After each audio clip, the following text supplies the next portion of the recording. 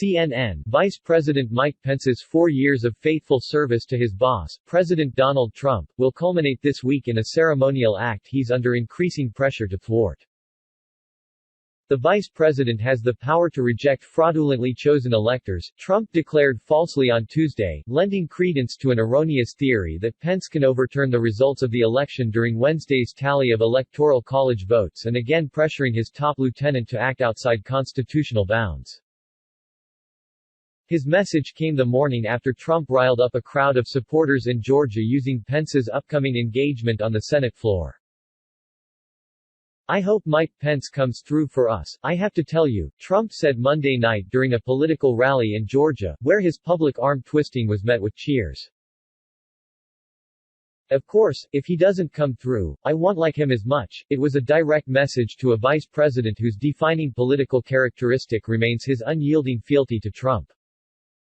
How Pence proceeds on Wednesday when he presides over the certification of the Electoral College tally could determine his future relationship with the man he has served loyally, even in moments of political peril. Over the past several weeks, Trump has become intensely interested in Pence's ceremonial role during the certification of the Electoral College. He has raised the matter repeatedly with his vice president and has been confused as to why Pence can't overturn the results of the election on January 6, sources told CNN. As he was flying to Florida for his vacation last month, Trump retweeted a call from one of his supporters for Pence to refuse to ratify the Electoral College results on January 6, a prospect that has captured his imagination even if it remains completely impossible. Pence and White House aides have tried to explain to him that Pence's role is more of a formality and he cannot unilaterally reject the Electoral College votes.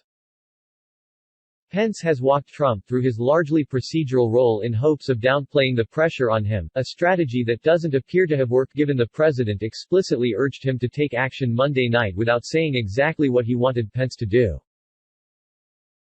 There is little expectation among Trump or Pence's aides that he will divert from his constitutionally prescribed role. He will follow the law and constitution, one person familiar with the matter said. Undeterred, Trump still seems taken with the idea and has not let up on asking Pence how he could somehow reverse or prevent Biden from being certified the winner, according to people familiar with the conversations. "He's a wonderful man and a smart man and a man that I like a lot, but he's going to have a lot to say about it," Trump said on Monday. "You know one thing with him. You're going to get straight shots. He's going to call it straight."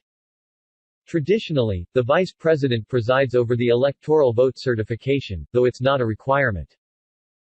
In 1969, then Vice President Hubert Humphrey didn't preside over the process since he had just lost the presidential election to Richard Nixon.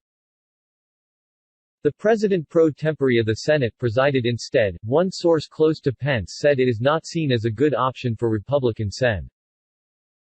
Chuck Grassley, the current president pro tempore, to be there instead of Pence on January 6. Pence and Trump were seen meeting in the Oval Office on Monday, along with White House Chief of Staff Mark Meadows and Trump's daughter Ivanka Trump, before Trump departed for Georgia. According to Trump's personal attorney Rudy Giuliani, the pair were set to discuss how they would proceed on January 6. That decision has to get made by the president and vice president, and they are actually meeting today and going through all the research. They probably aren't going to make that decision by sometime tomorrow, Giuliani said on a podcast hosted by Charlie Kirk, a conservative activist. Giuliani ticked those several issues he characterized as constitutional matters that he said Pence and Trump would discuss. He framed the decision as one for both Trump and Pence, even though the president has made clear he believes Pence should somehow act to prevent the certification, and Pence, in private, has explained his role as merely ceremonial. On Sunday, Pence met for a lengthy session with the Senate parliamentarian Elizabeth McDonough in his office just off the Senate floor. Pence Chief of Staff Mark Short, who was also in the Capitol and seen at one point going into the office of Senate Majority Leader Mitch McConnell, denied the purpose of the meeting was to find a way to overturn the Electoral College results.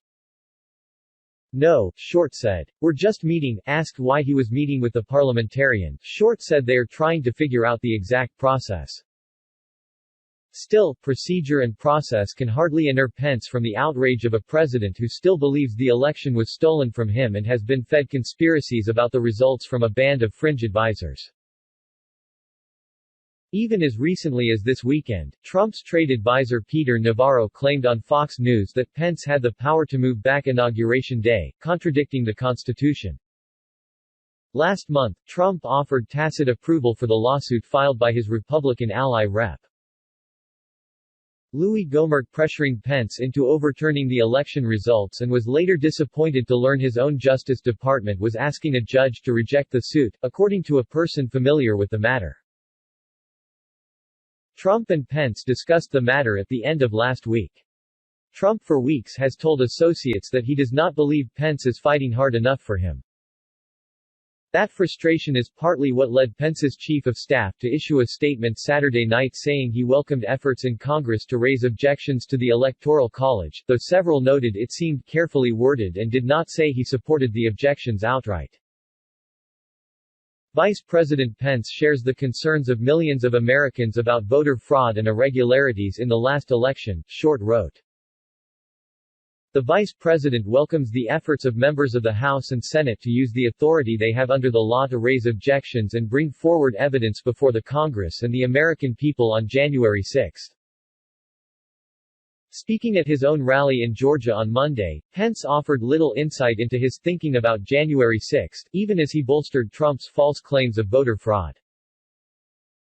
Instead, he kept his remarks vague. "I know we've all got our doubts about the last election," he said. "I want to assure you, I share the concerns of the millions of Americans about voting irregularity. I promise you, come this Wednesday, we'll have our day in Congress, we'll hear the objections, we'll hear the evidence." Pence did not